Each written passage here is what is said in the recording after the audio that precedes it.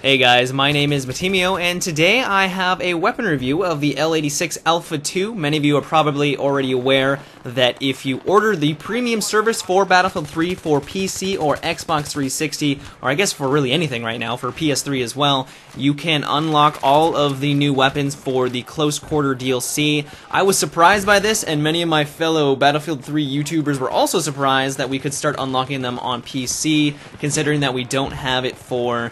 we don't have access to the new maps like PS3, but I'm not going to complain because I am having an absolute blast with all of the new weapons, and especially the L86 Alpha 2. This has quickly become my favorite support weapon in the game.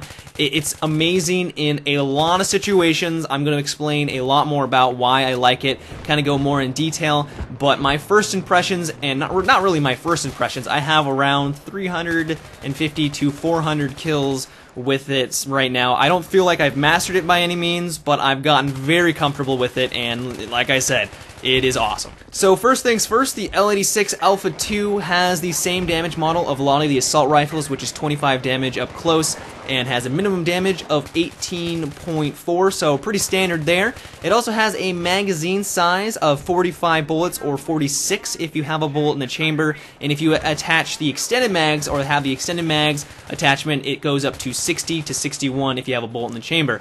As for its reload time, it reloads in 2.8 seconds if you have a bullet in the chamber, and if you do not, and you've completely emptied your clip, it's going to take 3.3 seconds, and that's really fast for a support class. It's on par with its assault counterpart, and it's the second fastest support reload time in the game. The fastest is the M27, so awesome stats all around there.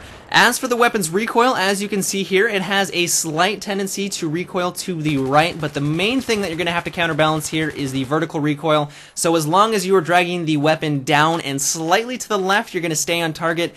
And the first time I unlocked this weapon, I was blown away at how easy it was to stay on target. The recoil was very manageable. I still would recommend some different attachments that might counterbalance this, such as a flash suppressor, but I will go more in detail about that later. But I am very impressed with this weapon's recoil. And last but not least, out of the statistics for the L86 Alpha 2 is its RPM, and it is cruising at a steady 750 rounds per minute. And in my opinion, this is one of the main selling points of the weapon. One of the main things that a lot of the support class weapons suffer from is low RPM, and they just struggle at close encounter engagements.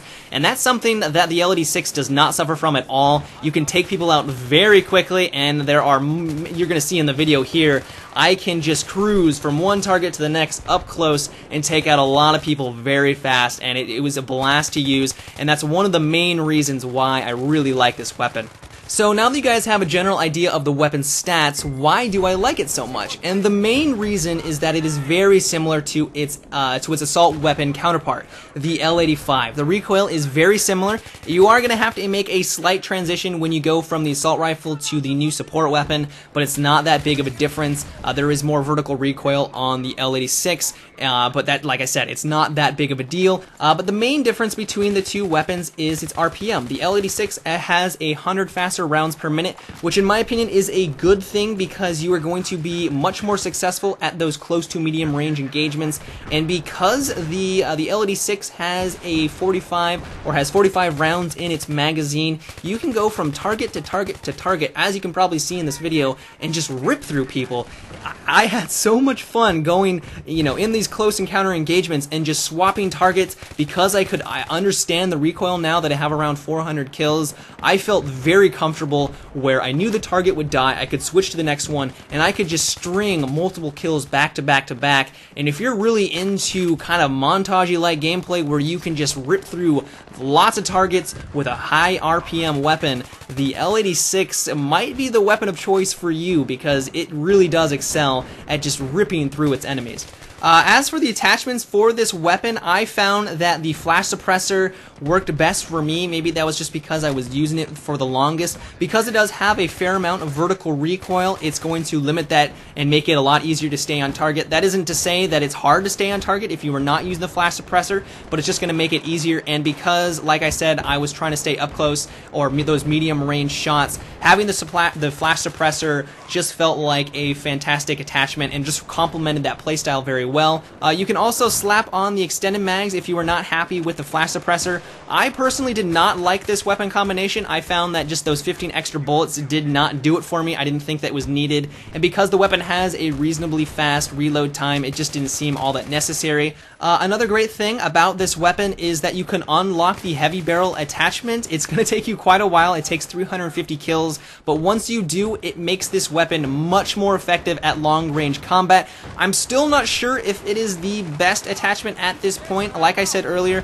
maybe it's just because I was using the flash suppressor so much, but I found that I was still getting more kills with the flash suppressor attachment on compared to the heavy barrel. Maybe I just need to get 400 more kills to solidify which attachments that I think are the best for it. But right now, I highly recommend that if you want to go for close encounter engagements or medium range engagements, I would slap on the flash suppressor. If you want to go for those long range shots, of course, slap on the heavy barrel. But overall, I can see the L86 Alpha 2 quickly becoming one of the most popular weapons in the upcoming close quarter maps because it excels at medium to close range engagements. Its recoil is very manageable. It's just going to blow people up in the upcoming DLC, so I just cannot wait. But that's it for today's weapon review, guys. I hope you enjoyed. If you did, or you just want to support my channel, I would appreciate it if you give this video a thumbs up, and if you haven't already, subscribe for more videos. But until next time, guys, have a good one, and take it easy.